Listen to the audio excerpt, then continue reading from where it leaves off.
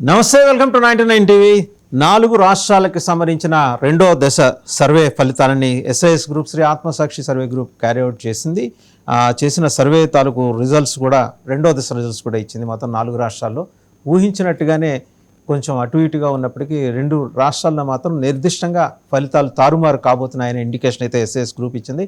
IITians group, Hyderabad based IITians group carry out చేసిన ఈ సర్వేలో ముందుగా తమిళనాడు చూద్దాం. 6వ తారీఖు, ఏప్రిల్ 6వ తారీఖు వరకు. ఇంతకుముందు మనం ఇచ్చిన దాంట్లో మార్చి 27వ తేదీ వరకు ఉన్నది ఇచ్చాం. నెక్స్ట్ కనుక చూస్తే ఎలా ఉన్నాయనేది నెక్స్ట్ స్లైడ్ చూస్తే కనుక నార్థర్న్ రీజియన్లో మొత్తం 19 స్థానాలకి number of assembly constituencies taken for second pre poll తీసుకుంటే అందులో శాంపుల్స్ 5,700 తీసుకున్నారు. అలాగే కొంగు రీజియన్లో 5,250, మొత్తం 4 రీజియన్స్ డెల్టా సౌత్ రీజియన్స్ కలిపి 18,510 శాంపుల్స్ తీసుకున్నారు. 69 అసెంబ్లీ సెగ్మెంట్ కవర్ చేశారు. ఏం ఫ్యాక్టర్స్ ఇందులో ఉన్నాయనేది నెక్స్ట్ కనుక మనం చూస్తే అన్ఎంప్లాయ్మెంట్, లా అండ్ ఆర్డర్, అలాగే women safety, alcohol and drugs, Tamil identity and Tamil language, దీని మీద ఎక్కువ అండర్ స్కోర్ చేస్తున్నారు స్టాలిన్ అయితే.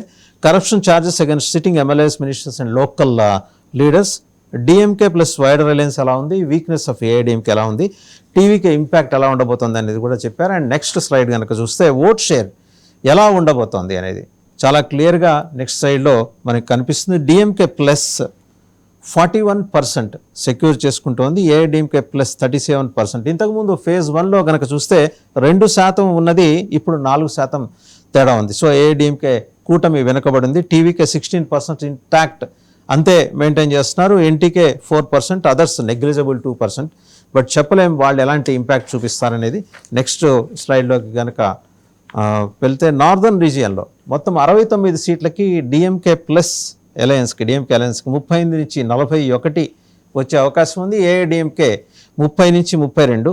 అంటే ఇక్కడ నెక్ టు నెక్ వచ్చినట్టే కనిపించినప్పటికీ ఏఐడిఎంకే అలయన్స్ వెనక్కి తగ్గింది. టీవీకే 1 లేదా 2 స్థానాలు దక్కించుకోవచ్చు.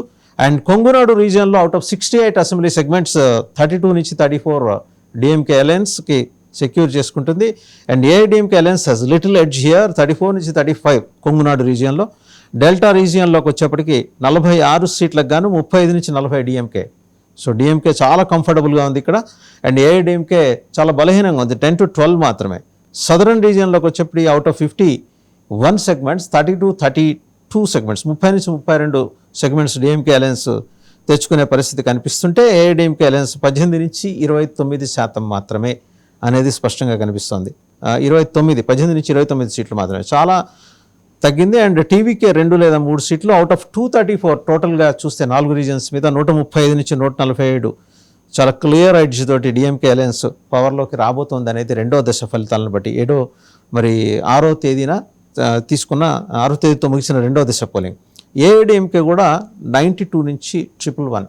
బీజేపీ ఇంపాక్ట్ కొంత పనిచేసింది, 110 స్థానాలు సెక్యూర్ చేసుకుంటోంది. అయితే మేజర్గా కనిపిస్తుంది ఏంటంటే అన్నామలై యాబ్సెన్స్, అన్నామలై ఫ్రేలో లేకపోవటం అనేది బీజేపీ శ్రేణులని కొంచెం నిరుత్సాహపరిచింది. టీవీకే 6 నుంచి 10 స్థానాలు పర్లేదు. విజయ్ క్రిస్టియన్ ముద్ర వేసుకొని వచ్చినప్పటికీ ఆయనకు 6 నుంచి 10 స్థానాలు తెచ్చుకోవడానికి అవకాశం ఉన్నట్టుగా కనిపిస్తోంది.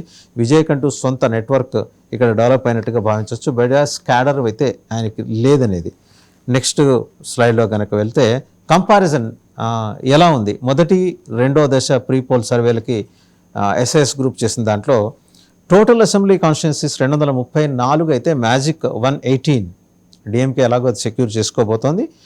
ప్రొజెక్షన్ ఆఫ్ ఓట్ షేర్స్ కనుక చూస్తే ఫస్ట్ ఫేజ్లో మార్చ్ 27తో దానికి 40% డిఎంకే.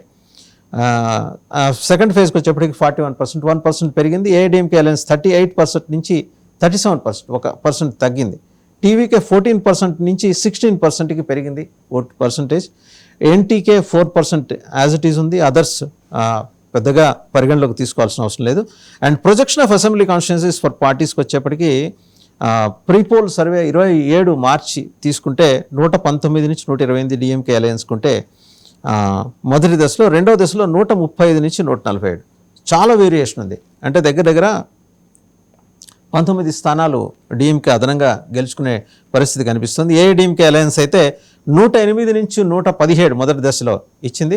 అది 92 నుంచి 111 తగ్గిన 6 సీట్లు స్పష్టంగా కనిపిస్తుంది. టీవీకే పర్ఫార్మెన్స్ పెరిగింది, 5 నుంచి 9 సెక్యూర్ చేసుకుంటుంది అనుకుంటే 6 నుంచి 10 గెలుచుకునే అవకాశాలు కనిపిస్తున్నాయి. నెక్స్ట్ స్లైడ్లో కనుక చూస్తే మనకి కీ ఫైండింగ్స్ ఏంటి, నెక్స్ట్ స్లైడ్. దాంట్లో lack of unity among former ministers, అలాగే senior leaders of the AIADMK party has weakened the party's image in Tamil Nadu అనేది చాలా స్పష్టంగా. జయలలిత ఫ్యాక్టర్ చాలా సపరేట్గా నోటెడ్గా అబ్జర్వ్ అయింది. Senior AIADMK leaders O Panneerselvam లాంటి వాళ్ళు, అలాగే సెంగొట్టియన్ లాంటి వాళ్ళు పార్టీని వదిలేయటం ఏఐడిఎంకేకి దెబ్బగా కనిపిస్తుంది. ఇక నెక్స్ట్ వేరే రాష్ట్రంలోకి వెళ్తే కనుక మనం ఒకసారి అస్సాంలోకి వెళ్తే, నెక్స్ట్ స్లైడ్. అస్సాంలోకి కనుక వెళ్తే మనం అస్సాం లేదా వెస్ట్ బెంగాల్లోకి వెళ్తే ఒకసారి నెక్స్ట్ స్లైడ్లో చూద్దాం వెస్ట్ బెంగాల్ ఎలా ఉండబోతుంది. ఎందుకంటే వెస్ట్ బెంగాల్ మీద చాలా హోప్స్ ఉన్నాయి, చాలామందికి చాలా హోప్స్ ఉన్నాయి. ఎందుకంటే ఎట్టి పరిస్థితుల్లో దీదీ వెనక్కి రావాలి అని కోరుకునే వాళ్ళ సంఖ్య దేశం మొత్తం ఎక్కువగా ఉన్నట్టు కనిపిస్తోంది. అండ్ దీదీ కూడా టఫ్ ఫైట్ ఇస్తోంది బీజేపీకి. అండ్ 1 by 1 మనం కనుక స్లైడ్స్ చూస్తే ఎలా ఉంది ఒకసారి నెక్స్ట్ స్లైడ్లోకి వెళ్దాం. వెస్ట్ బెంగాల్లో north Bengal and hilly region కనుక చూస్తే out of 15 segments second pre poll survey తీసుకుంటే 15 తీసుకున్నారు. 3,375 శాంపుల్స్. ఈ శాంపుల్స్ అండి random and specific, only on field తీసుకున్నారు. ఓవరాల్గా 4 regions, central Bengal, greater Kolkata and Jangal Mahal and Midnapore, మొత్తం 86 సెగ్మెంట్కి గాను 21,165 శాంపుల్స్ తీసుకున్నారు. ఓవరాల్గా ఇట్స్ ఎ గుడ్ నెంబర్, ఎందుకంటే వీటిలో కొన్ని టఫ్ టెరైన్స్ ఉన్నాయి. నెక్స్ట్ స్లైడ్లోకి వెళ్తే కనుక ఒకసారి ఫ్యాక్టర్స్ ఏమేమి ఉంటాయంటే బెంగాల్ ప్రైడ్, దీదీ చెప్తా వస్తుంది బెంగాల్ అస్మిత అని, బెంగాల్ ఆత్మగౌరవం. అలాగే మమతా బెనర్జీకి ఎదురుగా నిలబడగల గొప్ప చరిస్మాటిక్ లీడర్ అయితే బీజేపీ ఎన్డీఏలో ఎవరు లేరు.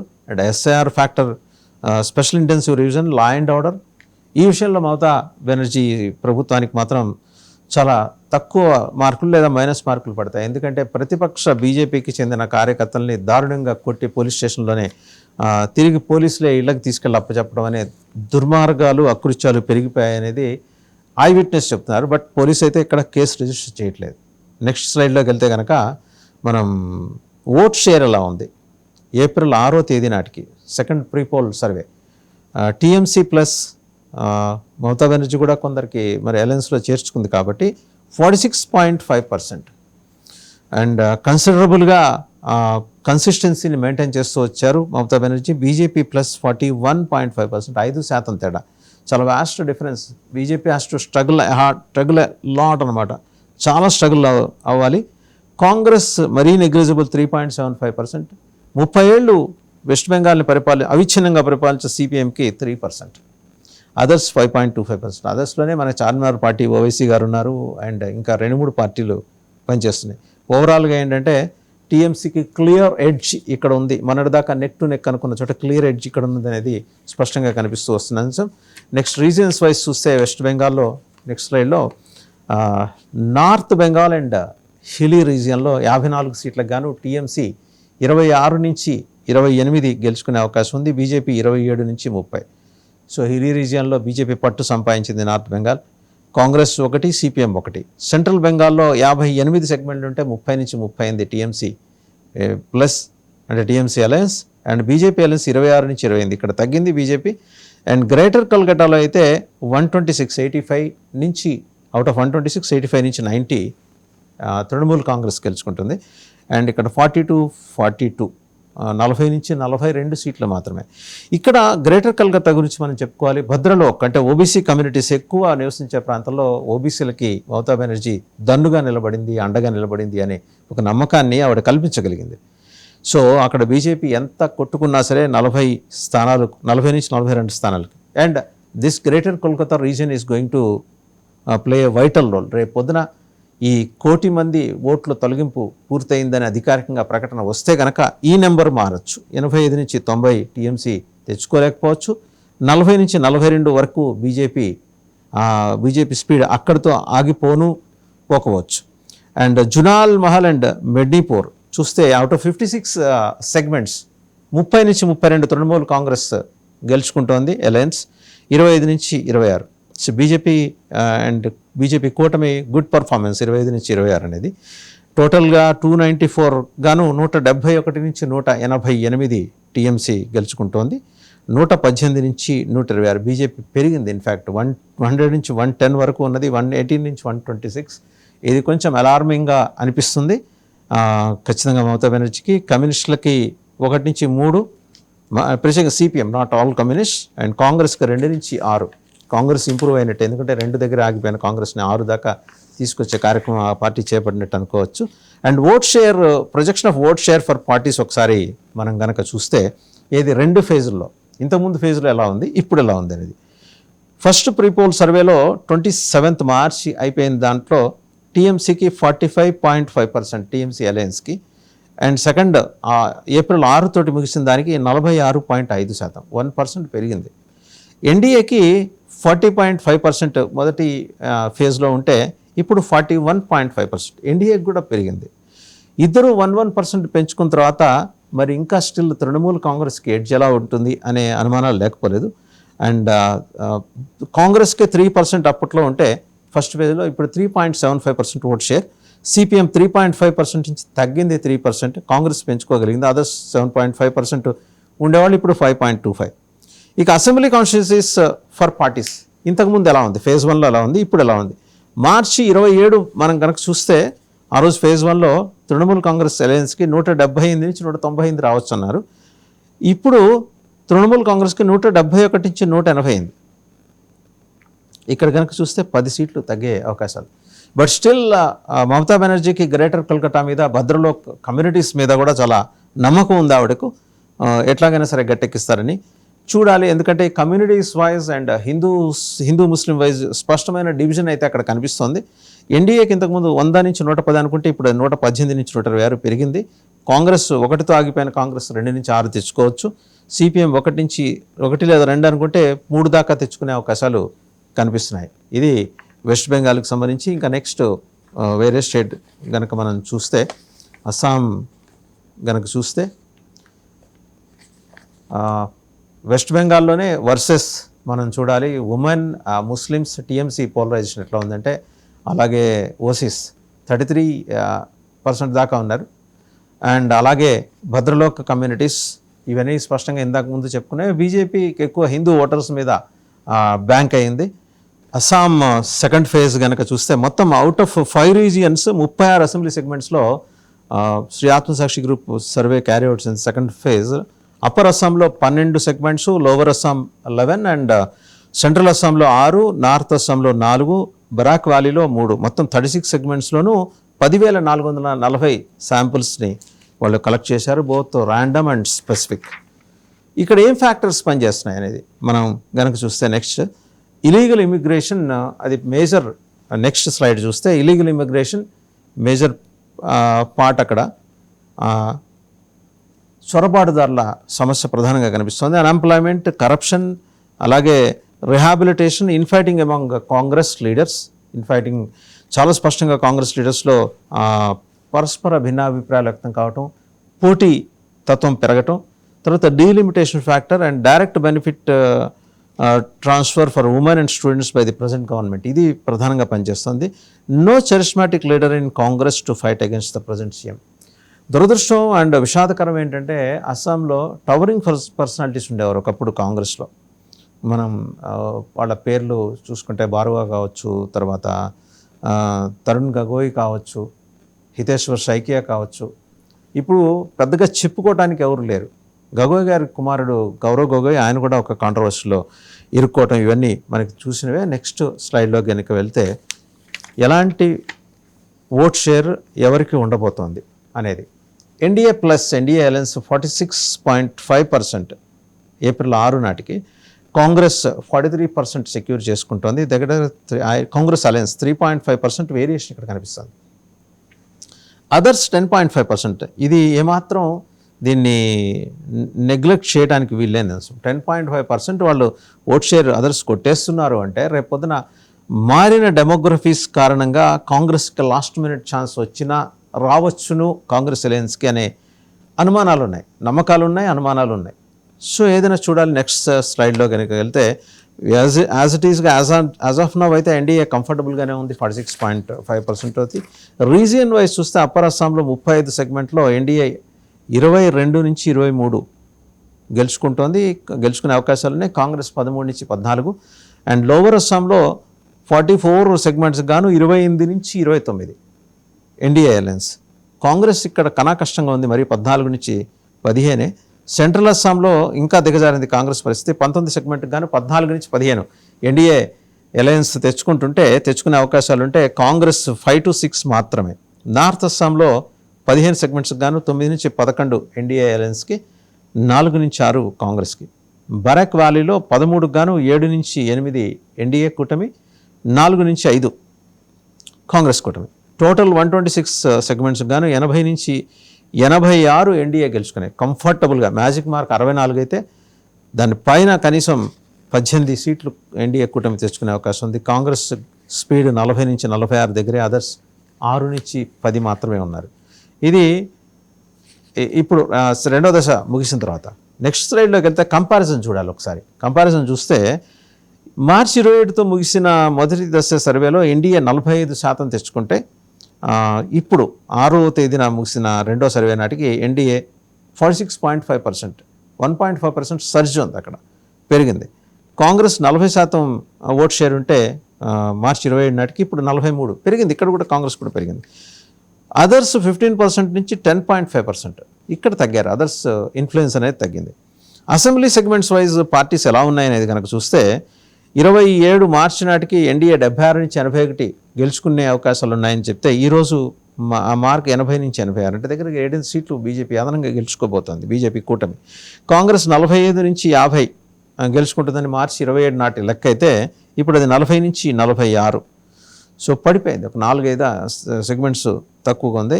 అదర్స్ ఇతరులు వాళ్ళు ఇండిపెండెంట్స్ కావచ్చు, చిన్న చితక పార్టీలు కావచ్చు, 5 నుంచి 9 గెలుచుకుంటారు మార్చి 27 నాటికి మనకు లెక్క తెలిస్తే. ఇప్పుడు అది 6 నుంచి 10, అంటే 1-2 అటు ఇటుగా స్పష్టంగా తెలుస్తుంది. ఇది అస్సాంలో డెమోగ్రఫీస్ మారినాయి అనేది చాలా స్పష్టంగా కనిపిస్తుంది. అంటే బంగ్లాదేశ్తో బార్డర్ పంచుకుంటున్న దాదాపు 4-5 జిల్లాల్లో అయితే ఇన్ఫిల్ట్రేటర్స్ సమస్య అనేది స్పష్టంగా కనిపిస్తుంది.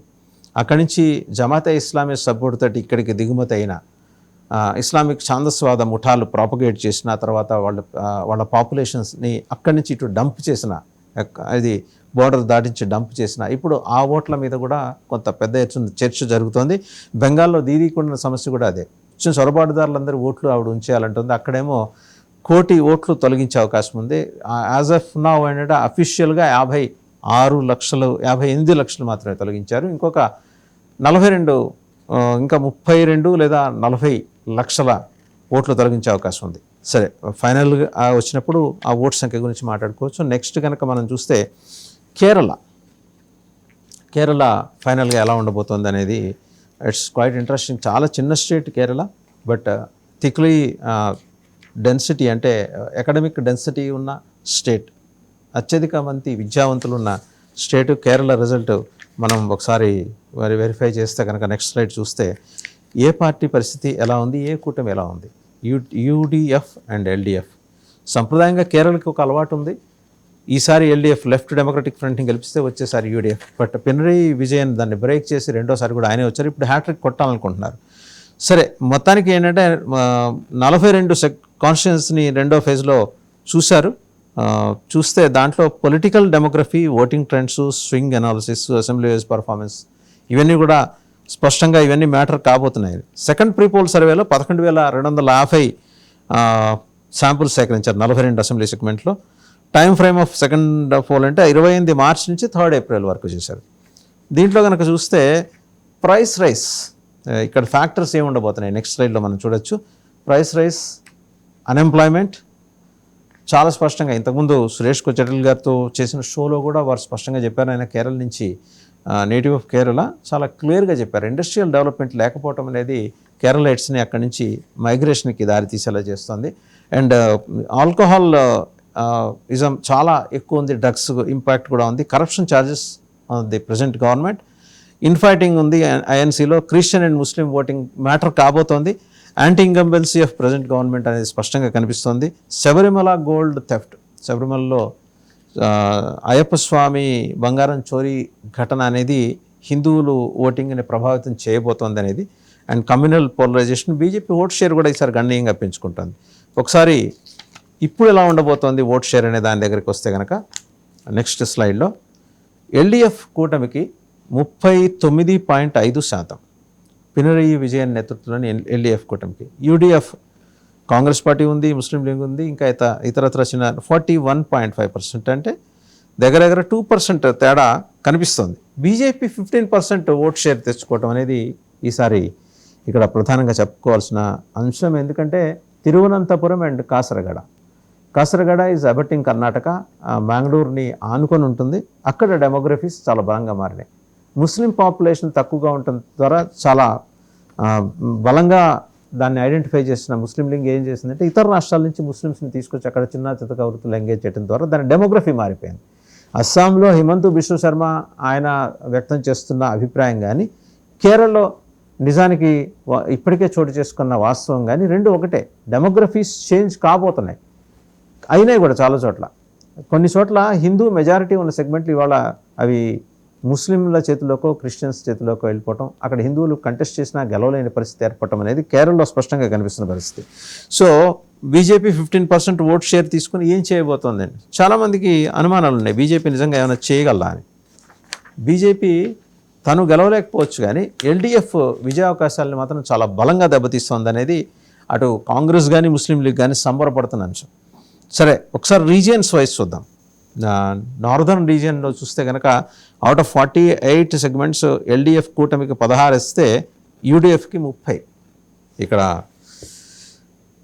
ముస్లిం ఓటర్స్ జనాభా చాలా స్పష్టంగా ప్రభావితం చేయబోతోంది ఈ 30 సెగ్మెంట్లు అనేది అర్థమవుతోంది. సెంట్రల్ కేరళలో 53 సెగ్మెంట్లకు గాను ఎల్డీఎఫ్కి 23, ఎల్డీఎఫ్ కూటమికి 23 అండ్ అలాగే యూడీఎఫ్కి 29+. సదరన్ కేరళలో 39 గాను 19 ఎల్డీఎఫ్ కూటమి అండ్ యూడీఎఫ్ కూటమికి 18. నెక్ టు నెక్ వచ్చారు. బీజేపీ ఓవరాల్గా మొత్తం అవుట్ ఆఫ్ 140 4 సెగ్మెంట్లు గెలుచుకోబోతోంది అనేది. అదర్స్ ఒకటి గెలుచుకోవచ్చు. అవుట్ ఆఫ్ టోటల్ 140 ఎల్డీఎఫ్కి 58, 70 యూడీఎఫ్కి 77. అంటే దగ్గర మనం కనుక చూస్తే 20 సీట్ల తేడా, 19 నుంచి 20 సీట్ల తేడాతో యూడీఎఫ్ గవర్నమెంట్ ఫామ్ చేయొచ్చు అనే ఒక ఇండికేషన్ అయితే స్పష్టంగా ఎస్ఐఎస్ గ్రూప్ చెప్తూ వచ్చింది. అండ్ నెక్స్ట్ స్లైడ్లో కనుక చూస్తే రీజియన్లో ఒక్కొక్క డిస్ట్రిక్ట్ వైజ్గా కూడా ఇచ్చారు. ఇట్స్ క్వైట్ ఇంట్రెస్టింగ్ అండి. ఎందుకంటే దక్షిణాది రాష్ట్రాల్లో ఇప్పటిదాకా పట్టు నిలుపుకుంటూ వస్తున్న ఎల్డీఎఫ్, ఇన్ఫ్యాక్ట్ ఇక్కడ కూడా ఎల్డీఎఫ్ కూటమి కనుక ఓటమి పాలైతే దేశంలో ఇంకెక్కడ మార్క్సిస్ట్ పార్టీ కూటమి ప్రభుత్వాలు ఉండవు. ఎందుకంటే West Bengal already the lost the ground. Northern రీజియన్లో కాసర్గఢ్ జిల్లాలో 5 ఎమ్మెల్యే సీట్లు ఉంటే కనుక 5 సీట్లు ఉంటే కనుక ఎల్డీఎఫ్ కూటమికి 1, యూడీఎఫ్కి 3, ఎన్డీఏకి 1. కన్నూరులో అవుట్ ఆఫ్ 11 ఎమ్మెల్యే సెగ్మెంట్స్ ఎల్డీఎఫ్కి 4, యూడీఎఫ్కి 7. ఇక్కడ కూడా యూడీఎఫ్ బలంగా పనిచేస్తుంది. వాయనాడులో 3 గాను 3 యూడీఎఫ్కే. కోజికోడ్లో అవుట్ ఆఫ్ 13 సెగ్మెంట్స్ 5 ఎల్డీఎఫ్ కూటమికి, అలాగే 8 యూడీఎఫ్ కూటమికి. ఇక్కడ కూడా యూడీఎఫ్కి అవకాశం ఉంది. మలప్పురం ఇది ముస్లిమ్స్ కోసం ప్రత్యేకంగా ఏర్పాటు చేసిన జిల్లా. ఇందులో 16 గాను 6 ఎల్డీఎఫ్కి, 9 యూడీఎఫ్కి వస్తున్నాయి.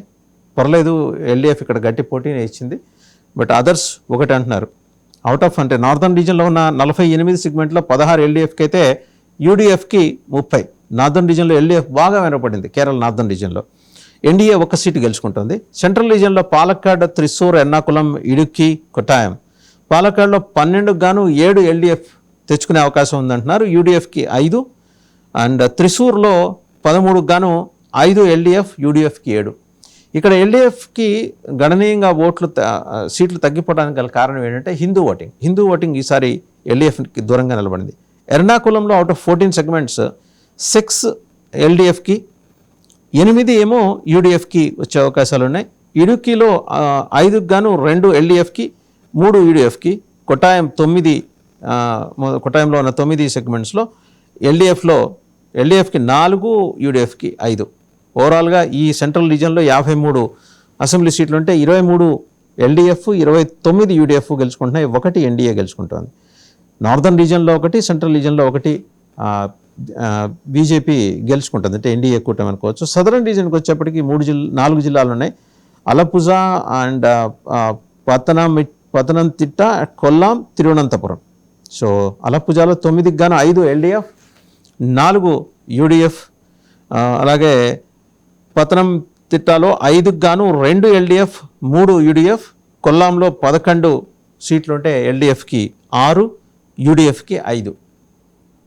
తిరువనంతపురం 14 ఉంటే ఎల్డీఎఫ్కి 6, యూడీఎఫ్కి 6 అండ్ ఎన్డీఏ కూటమి 2. ఇక్కడ కొంత హిందూ ఓటింగ్ ఇంపాక్ట్ చూపించే అవకాశం ఉంది. మొత్తం సదరన్ రీజియన్లో ఉన్న 39 సెగ్మెంట్లో 19 ఎల్డీఎఫ్కి, యూడీఎఫ్కి 18. నెక్ టు నెక్ ఉన్నారు ఇక్కడ. అదర్స్ అంటే ఎన్డీఏ 2. అవుట్ ఆఫ్ 140 ఇందాక చెప్పినట్టు 58 ఎల్డీఎఫ్కి, 77 యూడీఎఫ్కి అండ్ 4 బీజేపీ గెలుచుకోబోతోంది. ఒకసారి ప్రీపోల్ సర్వే టైంకి ఇప్పటికీ ఉన్న ఓట్ షేర్లో తేడాని కనుక గమనిస్తే తేడా లేదు. ఉదాహరణగా కూడా చూడొచ్చు. ప్రీపోల్ సర్వే 27th మార్చ్కి ఇచ్చిన ప్రీపోల్ సర్వేలో 39% ఎల్డీఎఫ్ కూటమి, 38%, 1% తేడా యూడీఎఫ్కి. ఎన్డీఏ 14% ఓట్లు తెచ్చుకుంటోంది. అండ్ సెకండ్ ప్రీపోల్ సర్వే వచ్చేప్పటికి ఎల్డీఎఫ్ లిటిల్ బిట్ ఎడ్జ్ 0.5%, 39.5కి వెళ్ళింది. యూడీఎఫ్ అయితే దగ్గర 3.5%, 41.5% తెచ్చుకుంటుంది. 3.5% పెరిగింది. ఎన్డీఏకి ఇంకొక శాతం పెరిగి 15%. ప్రొజెక్షన్ ఆఫ్ సీట్స్ వచ్చేప్పటికి ప్రీపోల్ సర్వే 27th మార్చ్కి ఎల్డీఎఫ్కి 69 నుంచి 73 చెప్తే, అంటే అది ఇప్పుడు 58కి పడిపోయింది. గనక చూస్తే 15 సీట్లు ఎల్డీఎఫ్ కోల్పోబోతోంది. ఇదంతా కూడా బీజేపీ ఇంపాక్టే. అంటే బీజేపీ గెలవదు, కానీ ఎల్డీఎఫ్ కూటమిని ఓడించడానికి అక్కడ, ఎందుకంటే ఎల్డీఎఫ్ కాంగ్రెస్ తోటి అండర్స్టాండింగ్ వచ్చి ఇంతకుముందు ఎన్నికల్లో 2 జిల్లాల్లో ఎన్డీఏ అభ్యర్థుల్ని ఓడగొట్టడం అనేది ఈసారి ఎన్డీఏ మీద బలంగా పనిచేసింది. వాళ్ళు చాలా ఖచ్చితంగా పనిచేశారు. ఎల్డీఎఫ్ ఏమాత్రం బలహీనంగా ఉన్నా వాటిని పూర్తి స్థాయిలో ఎల్డీఎఫ్ చేతి నుంచి జార్చడం కోసం అన్ని ప్రయత్నాలు చేశారు. That is going to benefit UDF. But never mind, ఎన్డీఏకి ఆ ఇబ్బంది లేదు, ఎల్డీఎఫ్ గెలవకూడదు అనేది. యూడీఎఫ్ ఇంతకుముందు 67 నుంచి 72 చెప్తే ఇప్పుడు 77, 5 సీట్లు పెరిగినాయి వాళ్ళకి. మొత్తం 10 సీట్లు అనుకోవచ్చు, 5 నుంచి 10. ఎన్డీఏ 3 నుంచి 4 అనుకుంటే టోటల్గా 4 వస్తున్నాయి, అదర్స్ 1 రావచ్చు. సో ఓవరాల్గా కేరళ పరిస్థితి ఇది. సో 4 రాష్ట్రాలు చూసాం మనం. ఒకసారి ఒక విహంగ వీక్షణం కనుక చూస్తే కేరళ పినరయి విజయన్ చూస్తున్నాం. Pinarayi Vijayan very tough guy to handle. మనందరికన్నా కూడా పినరయి విజయన్ గురించి ఎక్కువ తెలిసిన వ్యక్తి ఒకే ఒక ఆయన ఉన్నారు, Ajit Doval, national security adviser. ఆయన హీ వాజ్ ఎస్పీ, ఆయన తన Kerala cadre IPS officer. So వాళ్ళిద్దరికి మధ్య ఉన్న అనుబంధం వేరేది, అది ఇంకో సందర్భంలో చెప్పుకోవచ్చు. మమతా బెనర్జీని చూసాం, స్టాలిన్ కూడా చూస్తున్నాం. స్టాలిన్ కొన్న మేజర్ అడ్వాంటేజ్ ఏంటంటే ఆయన కూటమిలో అందరినీ కలుపుకుని వెళ్ళారు. అన్ని కులాలని కలుపుకుంటూ వెళ్ళారు ఆయన. వాళ్ళు వీళ్ళు అంటే వచ్చేప్పటికీ పక్కా హిందూ వ్యతిరేకమైనప్పటికీ అవసరార్థం హిందువుల్ని కలుపుకుని వెళ్ళటం, హిందువులు ఓట్లు పడతాయని భావించిన చోట హిందూ క్యాండిడేట్స్ని నుంచోబెట్టి బలంగా హిందుత్వాన్ని అడ్వకేట్ చేయగల వాళ్ళని నుంచోబెట్టడం, వాళ్ళ చేత బీజేపీకి కౌంటర్ ఇప్పించడం, ఇవన్నీ స్టాలిన్ చేయగలిగారు. అండ్ సీజన్ పాలిటీషియన్ ఆయన గురించి పరిచయంగా చెప్పాల్సిన అవసరం లేదు. అండ్ వాళ్ళ గవర్నమెంట్ వచ్చిన తర్వాత అమ్మ క్యాంటీన్ పేరు మార్చాలని డిఎంకే నేతలు సూచించిన ఆయన ఒప్పుకోలేదు. అమ్మ క్యాంటీన్, అమ్మ అంటే జయలలిత మీద గౌరవం అలాగే ఉండాలి, ఆవిడ పేరుతోనే ఆ క్యాంటీన్స్ నడవాలని. స్టాలిన్కి ప్లస్ మార్క్ అది. మైనస్ ఎవరంటే స్టాలిన్కి మనం ఒక సినిమాలో చూస్తాం, శత్రువులు ఎక్కడో ఉండరు, కూతుళ్ళు కొడుకుల రూపంలో ఇంట్లోనే కళ్ళ ముందే తిరుగుతూ ఉంటారని. అలాగే డిఎంకే స్టాలిన్కి ఆయన కొడుకే శత్రువుగా పరిణమించాడు. ఎక్కడ పడితే అక్కడ విచ్చలవిడిగా హిందుత్వానికి సంబంధించి అలాగే సనాతన ధర్మానికి సంబంధించి అతను చేస్తూ వస్తున్న వ్యాఖ్యల ఫలితంగా స్టాలిన్ని అంటిపెట్టుకుంటూ వస్తున్న హిందూ ఓటర్లు కూడా ఈసారి కొంత దూరం జరిగే అవకాశాలు కనిపిస్తున్నాయి. That doesn't mean ADMK alliance ఒక ప్రభంజనంలాగా చుట్టేసి వాళ్ళు గవర్నమెంట్ ఫామ్ చేస్తున్నారని కాదు, కానీ బట్ ఖచ్చితంగా అది దెబ్బతీస్తాయి స్టాలిన్ మరి ఏ మేరకు. అండ్ ఇంకోటి టీవీకే పార్టీ రూపంలో ఆయనకి కలిసి వచ్చింది విజయ్ రూపంలో. విజయ్ క్రిస్టియన్. సో క్రిస్టియన్ ఓటింగ్ని ప్రత్యేకించి యాంటీ ఎస్టాబ్లిష్మెంట్ ఓటుని ఆయన చీల్చుకొని వెళ్తాడు. సో ఇన్ దట్ వే డిఎంకేకి ప్లస్ అవుతుందని. బట్ అలాగనే విజయ్ని కూడా తక్కువ అంచనా వేయడానికి వీల్లేదు, ఆయన 10 సీట్ల దాకా తెచ్చుకోబోతున్నారు. నెక్స్ట్ మమతా బెనర్జీ చూస్తే, మమతా బెనర్జీ టఫ్ ఫైట్ ఇస్తోంది. అండ్ చాలా నారో ఎడ్జ్ తోటి ఆవిడ రావచ్చు, కానీ సబ్జెక్ట్ టు ద కండిషన్, షరతులు వర్తిస్తాయి. అక్కడ స్టాలిన్కి కానీ ఇక్కడ మమతా బెనర్జీ కానీ, అక్కడ కానీ ఇక్కడ కానీ 1 కోటి ఓట్లు దగ్గర తేడా ఉంటుంది. ఇక్కడ వెస్ట్ బెంగాల్లో 58 lakhs యాజ్ ఇట్ ఈస్గా తీసేశారు. మిగిలిన వాటి మీద రివ్యూ నడుస్తుంది. 500 మంది జ్యుడిషియల్ ఆఫీసర్స్ పక్క రాష్ట్రాల నుంచి వచ్చేసి వాళ్ళు రివ్యూ చేస్తుంటే మమతా బెనర్జీ గవర్నమెంట్ వాళ్ళని బెదిరిస్తుంది, కిడ్నాపులు చేస్తుంది, ఇవన్నీ కూడా చూసాం. సో అదొకటి. తమిళనాడులో కూడా ఒక 60 లక్షలు తీసేశారు, ఇంకో 1 కోటి దాకా పోవచ్చు. మరి అది ఏ మేరకు ఏఐడిఎంకేకి బెనిఫిట్ చేస్తుంది అనేది మనం చెప్పలేం. ఓవరాల్గా ఎస్ఐఆర్ అనేది అటు కేరళలో కూడా ఇబ్బంది పెడుతోంది, పినరయి విజయన్ని ఇబ్బంది పెడుతోంది, అండ్ అస్సాంలో హిమంతు బిశ్వ శర్మని కూడా ఇబ్బంది పెడుతోంది. మొత్తం 4 రాష్ట్రాలు, సొంత రాష్ట్రంలో. ఆ మాటకు వస్తే యూపీ ఇప్పుడు ఎన్నికలు లేవు, కానీ యూపీలో 4 కోట్ల ఓట్లు తొలగిస్తున్నారు. సో ఓవరాల్గా చూస్తే ఏంటంటే ఎస్ఐఆర్ అనేది బాగా కలవర పెడుతున్నది మమతా బెనర్జీని, స్టాలిన్ని. సో పినరయి విజయన్ ప్రిపేర్డ్గా ఉన్నారు. హ్యాట్రిక్ కొడితే కొట్టినట్టు, లేకపోతే కంప్లీట్గా సిపిఎం దుకాణం మూసేసినట్టే అనే భావన అయితే వస్తుంది. ఎందుకంటే వేరే రాష్ట్రంలో ఎక్కడా లేదు. అండ్ పినరయి విజయన్ నియమించిన లేదా సజెస్ట్ చేసిన ఎంఏ బేబీ ఈరోజు సిపిఎం జనరల్ సెక్రటరీగా ఉన్నారు. ఆయన నేషనల్ జనరల్ సెక్రటరీగా ఉన్నారు. సో ఈ కారణాలు రీత్యా చూస్తే రేపు పొద్దున ఇక్కడ సిపిఎం కనుక బకెట్ తన్నేస్తే, కేరళలో సిపిఎం పార్టీగా బకెట్ తన్నేస్తే ఇక ఆల్మోస్ట్ దేశం నుంచి సిపిఎం అదృశ్యం అయిపోతుందేమో అనే అనుమానాలు అయితే ఉన్నాయి. బట్ టఫ్ ఫైట్ ఇస్తున్నారు పినరయి విజయన్, ఎందుకంటే పార్టీని మించి ఎదిగాడు ఆయన. సిపిఎంని మించి సీఎం ఎక్కువ చరిష్మాటిక్ లీడర్ అనిపించుకున్నాడు. అదే క్రమంలో ఆయనకి ఏంటంటే ఆయన కూతురు రూపంలో, అల్లుడు రూపంలో అవినీతి మార్కులు, తర్వాత వాళ్ళ మినిస్టర్స్ మీద అవినీతి ఆరోపణలు, ఇవన్నీ కూడా ఆయన్ని కలవర పెడుతున్న అంశాలు. కాంగ్రెస్ గొప్పగా పర్ఫామ్ చేసిందని కాదు, కానీ ముస్లిం లీగ్ ఈసారి కన్సాలిడేట్ అయింది. అక్కడ గుడ్ నెంబర్ ఆఫ్ సీట్స్ తెచ్చుకుంటుంది వాళ్ళకి ఇచ్చిన దాంట్లో కూడా.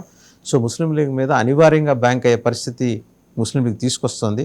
సో రేపు పొద్దున మరి ఇప్పటికే మతపరంగా విభజన జరిగిన కేరళలో రేపు పొద్దున ముస్లిం లీగ్ సపోర్ట్ తోటి వచ్చే యూడిఎఫ్ ఇంకెలాంటి విపరిణామాలు దారితీస్తాయో, ఒకవేళ యూడిఎఫ్ గవర్నమెంట్ ఫామ్ చేస్తే అనే దాని మీద కూడా సందేహాలు చాలామందికి ఉన్నాయి.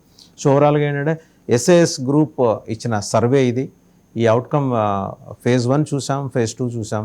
ఫేజ్ 1, ఫేజ్ 2లో నిశ్చితంగా గవర్నమెంట్ ఫామ్ చేస్తుందని ఖచ్చితంగా చెప్తున్నది హిమంతు బిశ్వ శర్మ. మిగిలిన చోట్ల ఆ ఫ్లక్చుయేషన్స్ అట్లానే ఉన్నాయి. నెక్ టు నెక్ ఇటు చూస్తే కనుక తమిళనాడులో, వెస్ట్ బెంగాల్లో కూడా అలాగే ఉంది. ఈ తీసేసిన ఓటర్లే రేపొద్దున కీలకంగా కాబోతున్నారు. 1 కోటి ఓట్ల తొలగింపు అనేది నిజమైతే మమతా బెనర్జీ మాత్రం ఈసారి ఎన్నికలు నైట్ మేర్ కాబోతున్నాయి అనేది. అండ్ తమిళనాడులో కూడా నెక్ టు నెక్లో ఒకవేళ అనూహ్యంగా ఏఐడిఎంకే ముందుకొస్తే స్టాలిన్ పార్టీ భవితవ్యం ఏంటండి. సో ఇది ఎస్ఐఎస్ గ్రూప్కి సంబంధించి చూసాం. మొత్తం 4 రాష్ట్రాల ఎన్నికలకు సంబంధించిన డీటెయిల్డ్ సర్వే 2వ దశది. 3వ దశ కూడా బహుశా ఉండొచ్చు మరొక వారంలో. దానికి సంబంధించి కూడా మళ్ళీ we can have a review later on. Thank you very much for watching special show on the survey results of 4 states.